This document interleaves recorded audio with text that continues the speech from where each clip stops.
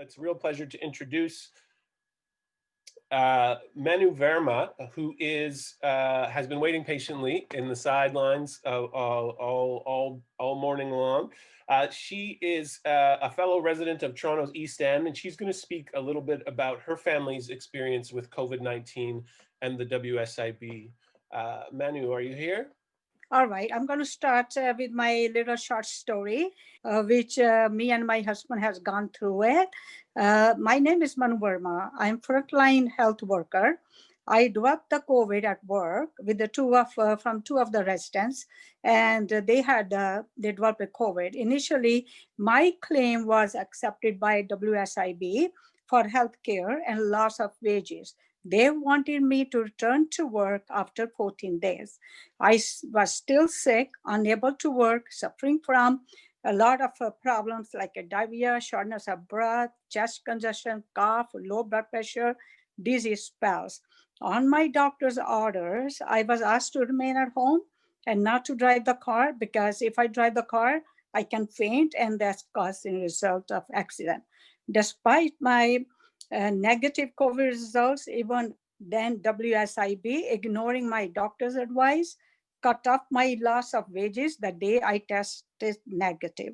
They denied it due to what they describe as no objective medical evidence supporting ongoing disability. According to them, there shouldn't be any long-term side effects of COVID, and when even they were told that there are, and even by WSIB, I was told to go claim an unemployment or a disability, which I find it very bad stuff to say to person who are going through a rough time. This was despite the fact that COVID is a new illness, and the doctors were still learning about the effects of COVID on their patients. During this time, my husband, who was working from home since March, also developed COVID from me. His oxygen dropped so low that he had to be hospitalized and was fighting for his life in ICU for 2.5 months. We did not know whether he's going to make it or not. We are taking one day at a time with him. Thankfully, he recovered after 2.5 months from this problem, like the life support, and then he was put in a rehab. After 3.5 months, he was released from the hospital, and he is doing the rehab in the home now. And he submitted the claim with the WSIB for his COVID diagnosis as he was working from home when he got COVID.